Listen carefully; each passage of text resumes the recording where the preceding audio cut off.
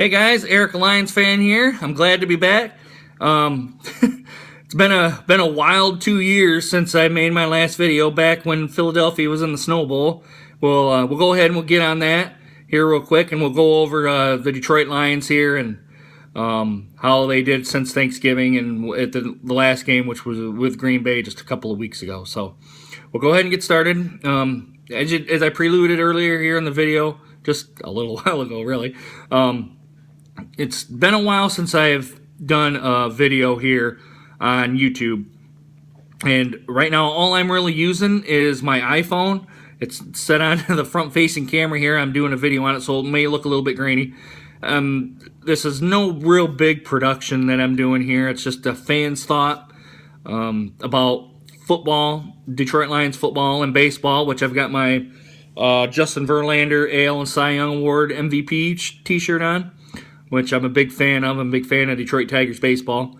Not so much with the Pistons and the Red Wings, but I'm going to go off and say if you guys want to see some of that stuff, I will surely watch it, and I'll give my fans' perspective on it, even though I'm really not too knowledgeable in those areas. I mean, I'm not really, don't want to say that I'm dumb by any means of the imagination, but I think I know enough about football and basketball, enough about football and baseball to give an accurate assessment from a fan's, the general fan's perspective. So that's pretty much it.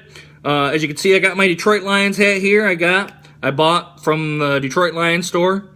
I paid a premium on it, obviously, because I went through their website and got all that stuff taken care of, the shipping and all that, which I think I bought this, and then I bought a t-shirt, and it came to $70. So, but I had the discretionary funds to do it.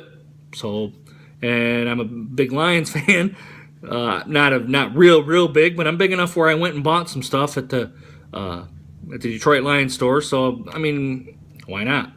A couple of other things that have been going on. I've had a couple of health issues. My blood pressure's been kind of borderline.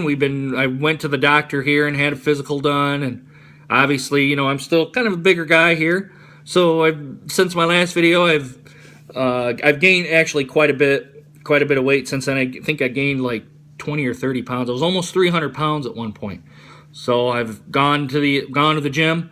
I've lost, well, not quite 300 pounds. 292 pounds was the heaviest I was, and I'm down 16 pounds so far. So, and that's just pretty much running on the treadmill. And I've done a pickup league basketball game since I'm approaching 40 years old now. So it's kind of hard to keep up with 20 and 30-year-olds, and being this weight too is not any help. So it's just more or less trying to get me out, trying to get this weight off. I mean, I'm guessing about this time next year, I want to be like around 200 pounds.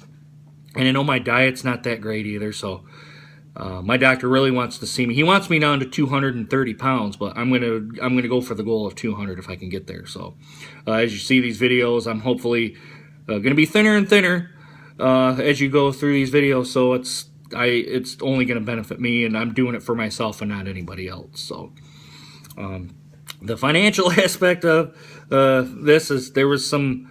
I had some structural issues on the house. Me and my ex-girlfriend, which unfortunately we broke up a couple of years ago.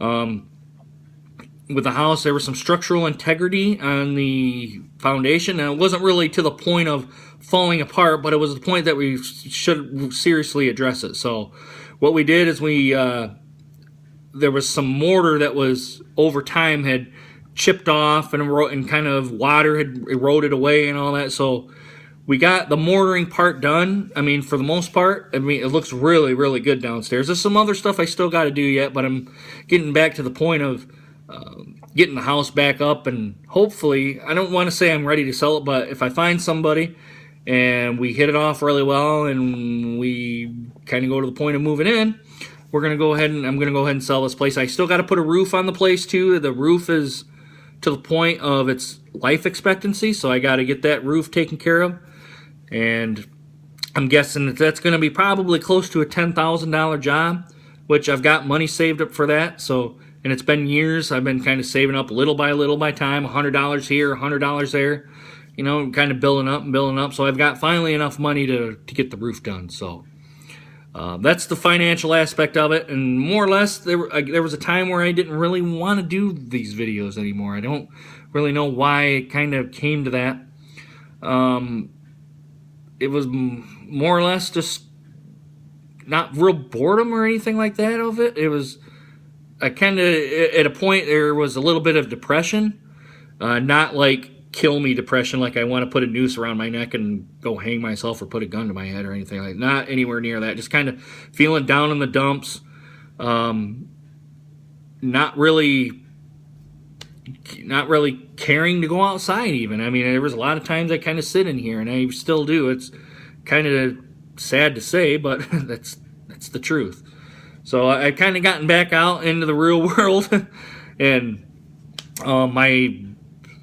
my depression and I don't want to say my confidence, but I guess my confidence has kind of gone up here too. I'm starting to redo these videos again, and you know, just loving. I like doing this kind of stuff, and I want to restart the page here. So, and a big shout out goes out to Boogie2988. I've watched if you're watching this, I've watched your videos. You've kind of inspired me to really restart this page, because I know that, I mean, I've seen you since, it's 2015. I think the start of 2015, maybe third quarter of 2014, and I know your Janair is much different than mine. If you guys don't know who he is, he promotes the gaming industry, and promotes and critiques it if it needs it. He's real critical about stuff like that. I mean, just based on what little I know of him just through these YouTube videos, he's really cool. And I don't know if that's your thing or not, but if you really want some good insight on gaming, I think he has two pages now. One is his page where he rambles and does stuff like that, and then I think he's got a play page on YouTube, and I think he's got a Twitch account and stuff like that. So I'm going to go ahead and put it down here in the description.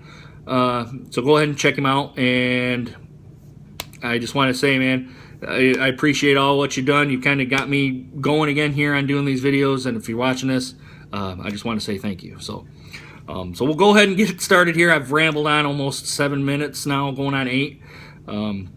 The Thanksgiving Day game I was able to go to, which is an awesome experience. We were in the lower bowl. We're up towards the top, right where the players came out, so we were rocking it. I mean, that place against Philadelphia, that was a loud place. I got a nice towel. I wish I would have grabbed it here before I would have started the video here, but it's now no real biggie. I just had an excellent time. I mean, I always have a good time when I'm down in Detroit, whether it's for a baseball game, which me and my dad went to in April, which was an awesome experience. I mean, everyone in Detroit's pretty cool. I mean, anyone you go up to and talk to, they're really nice, and it's just kind of a collaboration of fans and a common interest.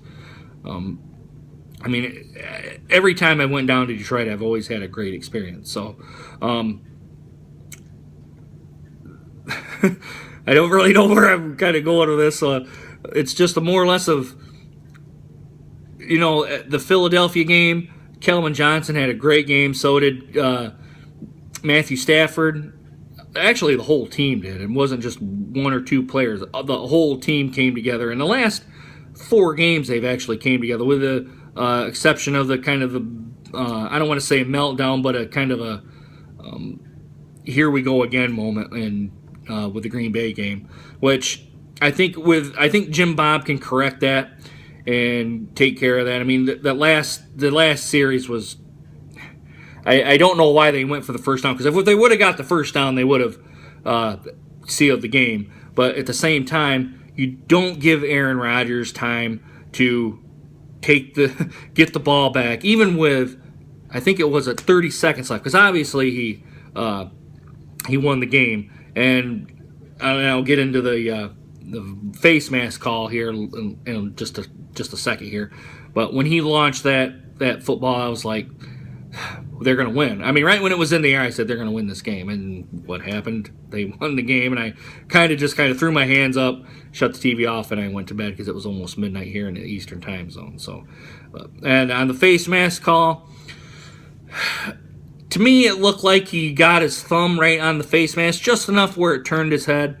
But at the same time, the referee, the head referee that threw that flag, I mean, come on. You can't make an assumption on it was a face mask call when you clearly didn't see it and you were at least 20 yards away from the quarterback at seeing that. There's no way you could have made that call of saying it was a face mask. Now, you could assume that was a face mask call because he turned his head and the jersey, he caught the jersey right here on his, he got the jersey right here, but you cannot, not without blatantly doing a 180-degree turn and seeing that, there was no way that should have been a face mask call.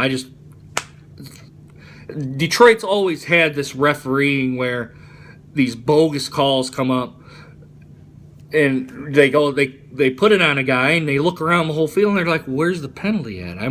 I think there's this, and this is just my own personal opinion about the matter. I think that as a fan, when we see these types of things happen, we think the referees are screwing us. Now, it could be Washington, Seattle, San Francisco. Hell, it could even be Denver or the Patriots. It just seems like these phantom penalties happen more to Detroit than any other football team.